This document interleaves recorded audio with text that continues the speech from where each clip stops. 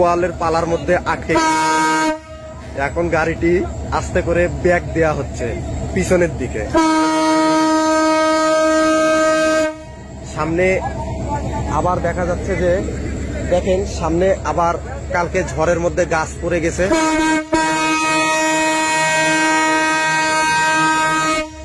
এই যে খুব সুন্দরভাবে গাড়িটি ব্যাক দেয়া হলো।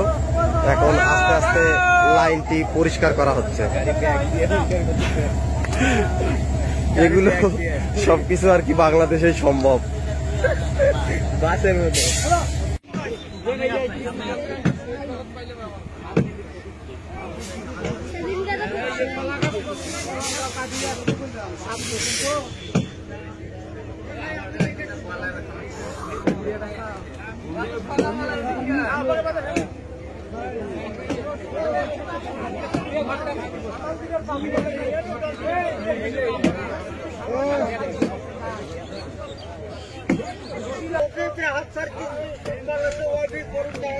গাছটি কাটার জন্য অনেক মানুষ চেষ্টা করছে, অনেক চেষ্টার পরে গাছটি কাটা হলো।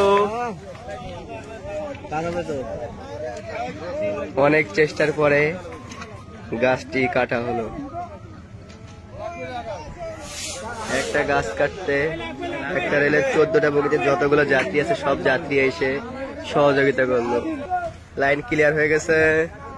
797 কুড়িগ্রাম এক্সপ্রেস কালকে রাত 8:45 আসছে কুড়িগ্রামের উদ্দেশ্যে। কুড়িগ্রাম ঢুকতেই লাইনের উপর দিয়ে অনেকগুলা গাছ পড়ে আছে। আমরা প্রথম খড়ের পালা লাইনের উপর পড়েছিল, ওটা সরানো হয়েছে। নেক্সট আরেকটা গাছ ছিল, ওটা মেহগুনি গাছ, বড় ছিল না, ওটা তাড়াতাড়ি সরিয়ে ফেলতে পারছি। এখন আমাদের আরেকটা গাছ লাইনের উপর পড়ে আছে, বড় একটা শিমুল গাছ। এটা এলাকার মানুষজন থাকতে পারছেন, অনেক বড় গাছ। এই গাছটা কাটার জন্য অনেক চেষ্টা করছে, কাটতেই পারতেছে না। গাছ কাটতে ফায়ার সার্ভিস চলে আসছে, সার্ভিস আমাদের মাঝে উপস্থিত হয়েছে। ফায়ার সার্ভিস গাছটা কাটবে। ফায়ার সার্ভিস চলে আসছে। সাংবাদিক ভাইয়েরা ধানের ভিতর দিয়ে অনেক কষ্ট করে জেনারেটরটা নিয়ে আসতেছে, অনেক কষ্ট করে পারতেছে না। মনে হচ্ছে যে এটা অনেক ভার। গাছটা পাবলিকই অর্ধেক কেটে ফেলছে। এখন আগে দেখাকে দেখাচ্ছে যে আমরা কাটছি, কিন্তু পাবলিক রেলের স্টাফ আমরা সবাই সহযোগিতা করছি গাছটি কাটার জন্য। বড় বড় ডাল দেখছেন, এগুলো আমরা সবাই কাটছি।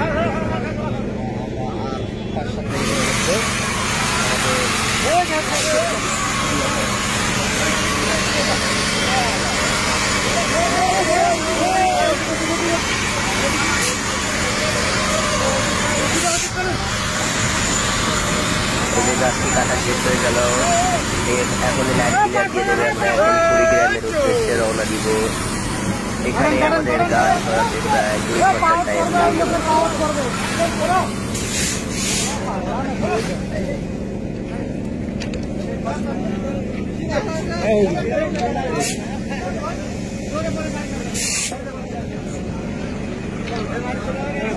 লাগবে।